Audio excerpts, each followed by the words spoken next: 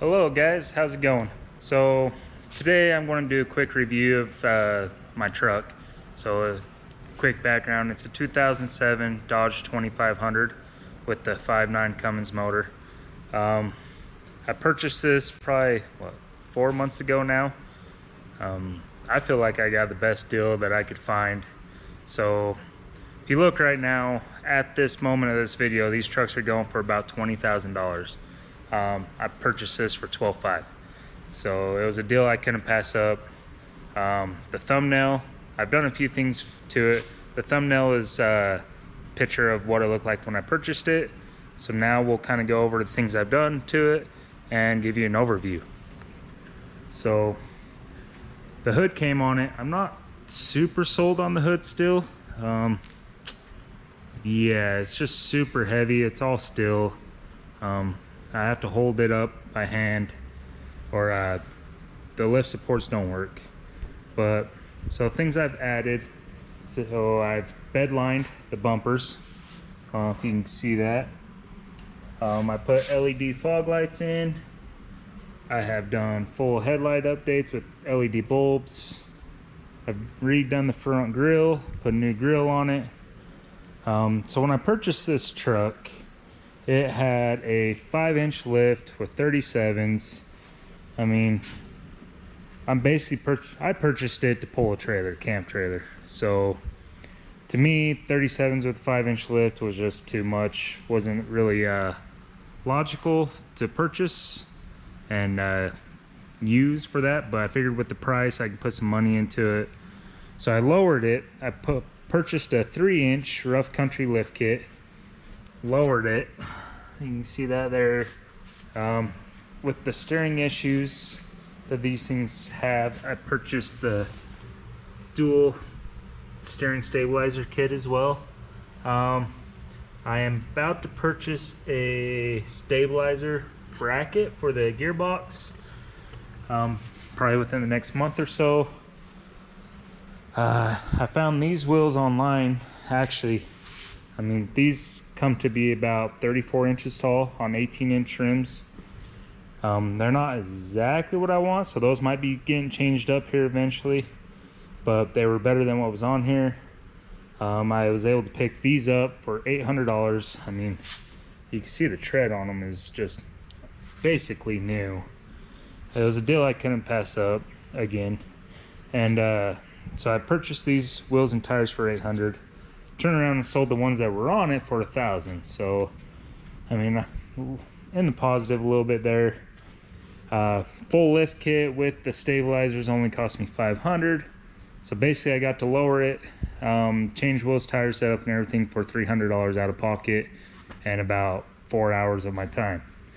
The wrap that is on it is a full print digital camo. I wanted to get as close as I could to matching the body color of the truck. From distance, it kind of blends in, can't really see it. All my trucks I've owned previously, I have wrapped gunmetal gray. This one came gray. I really love the color with the black combo. I didn't want to change it too much, but I also wanted to advertise that yes, that's what my company does, is vehicle wraps. And I wanted it to stand out and catch attention. So this was kind of the route I went. I think I'm going to end up wrapping these pillars gloss black though. Kind of tie that whole window in, make it look a little more sleek. I have, oh yeah, the back window perf with the advertisement, of course. I've added a bed cover to this as well.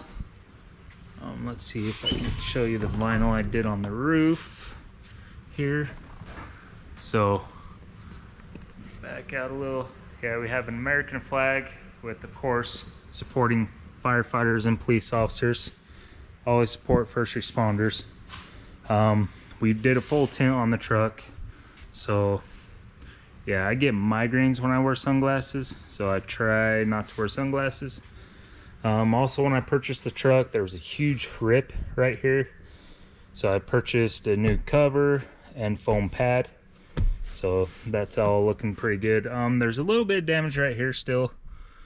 I didn't really care too much to replace that. Eventually I want to put the full hard center console in it. So when we got it, it has the glow shift, boost gauge and stuff here. I don't like it there driving. I can't see my fuel gauge. I can't see that gauge very well. So I'm pretty sure I'm going to be putting an Edge CTS3 in here just to keep monitor on everything a little bit better, a little bit more updated. I have added the Pioneer 1400 touchscreen deck with Apple CarPlay. Wired it up to where you just plug in right here for your deck and everything else. So the previous owner had a deck with an aux input right here. I'm going to be taking that out. So I purchased seat heaters for this and installed them when I did this, but I just have not wired them up and done all those switches and everything. That'll be a later video, but we'll be adding those switches here and there, which will eliminate that and kind of make the dash look clean again. Of course, I believe they're Husky liner floor mats. Got to stay protected, you know what I mean? Let's see, going through. I mean, as far as interior, everything's in excellent shape on this, minus that center console. But as you can see here are my plugs for the seat heaters. Whenever I get around to actually wiring those, get that done. In typical Dodge fashion, this window does not roll up and down. Chances are there's a short in here from these. So from factory, Dodge on these third gens made this wire harness a little too short and ends up shorting out, rubbing, which loses all controls to this back driver door. So that'll be a future video. We'll do a full diagnostic and repair on that, get the window working. But you can see there's a little scratch in the tint, previous tint. We will repair that as well as soon as we get that done. Onto the back, there was a bunch of dents in the tailgate. Previous owner, it was just smashed up pretty good. Apparently his tailgate got stolen and he just found a used one real quick. So I have purchased a brand new tailgate, had the bed liner done to match the rest of the truck, had it wrapped. I did not paint it, so if you were to pull this wrap, it would be the black factory primer. I didn't see a point in painting it if the truck's going to spend most of its life wrapped. Maybe eventually one day I'll get a wild hair up my butt and wrap it or paint it. And then you can see here we have bedlined the rear bumper as well. We've added a backup camera. Let's see, moving on. Oh, also the rear end had some issues when I purchased it, so I had to have that rebuilt. I don't know if you've ever set up gears and stuff. That was just something I didn't want to do, so I went to a friend's shop, had him do it. It was about $1,000 to do an overhaul on the rear end of this. The bearings, so the previous owner, you can tell he had submerged this truck in water. There was water in the diff and everything. The bearings started to rust, started to come apart, started to pit. So yeah, it kind of sucks, but at least now I know everything's new. Put some, after the break-in, I put some Redline high friction oil in there. We're good to go. It does howl a little bit, but we believe that's because we did not change the ring and pinion. We reused it because we couldn't see any abnormal wearing, but we believe it may have wore a little bit, being that the bearings were shot, and that's causing the howling. We've checked it a couple times. Fluid looks good, everything is good, don't feel no slippage or anything else, so we're just going to roll with it. It doesn't bother me too bad. And then let's see on this side. So I don't know if you guys, so this one's broke a little, kind of bothers me. I'm probably going to get new mirrors. When I go through a car wash, this thing will end up like this and stay. It doesn't, I don't know why whenever I touch it, it goes right back to where it needs to, but the car wash, it sticks for some reason. Oh yeah, the truck has power amp steps, which is awesome. I hate the look of running boards, but I also hate having to jump into the truck. I don't know if you guys know this, but I'm not the skinniest fella, and yeah, I hate jumping up and down. But what gets me with these steps is I also got to rewire them, because see them go up. You open the back, no step comes down. And same for the other side. I don't know if the previous owner just didn't want them down with the back door so he could reach in easier or what, but I also have a 6-year-old daughter, so she obviously needs the steps to get into the back. So that'll be another thing that we end up going through and fixing now, kind of give you an update, performance, everything else that he has done. As far as performance, there's not a ton. He has a 100 horsepower EFI live tune on it, which there's no 5-tune switch or anything like that, so chances of me retuning this truck are extremely high, because I like to be able to basically control what I'm driving. If I don't want the full 100 horse tune on it all the time, I'm not going to have it. I'm going to turn it down back to stock, yada yada yada. You know, it's just better control. Let's see. So looking under here, we have, and of course I have to hold the hood up because otherwise it'll crush my head. So he has an aftermarket bigger intercooler on here, or I guess I do now since I purchased it. He has the cold air intake going down.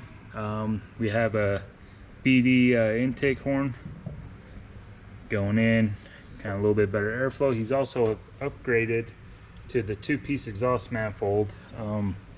These trucks are notorious for the exhaust manifolds cracking right there over years.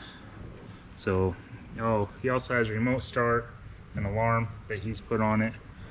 That is having issues as well, hence why, I mean, it's a $12,000 truck, so I can't really complain too much. I mean, I expected these minor issues, different things to go wrong, and do a little bit of upkeep for the first few months trying to get things going but the alarm, so to get back to what's wrong with that, the alarm goes off randomly, like not once locked on the side of the house. So if I remote start it and then unlock it and get into it, the alarm will go off. Even then it goes, I don't know how to shut it off. It just shuts off on its own after I put the key in and started. With the key, like it'll go off for a couple seconds after that and then shut off. Super annoying. I'm gonna have that fixed before winter though, because I am gonna want that remote start for the winter to warm the truck up. Especially here in Utah, it gets super cold. That's another issue that honestly I forgot about till now. But this truck also has 214,000 miles on it.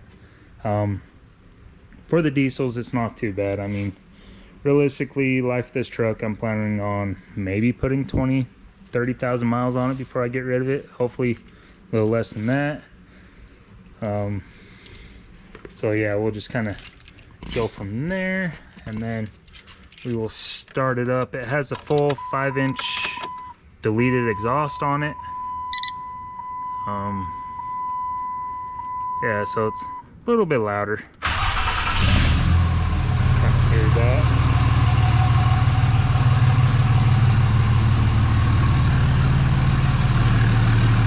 And the truck is peppy to drive. It's had its issues and stuff, and we're working on fixing that. I don't know if you can hear me over this, but just love the sound of a 5.9.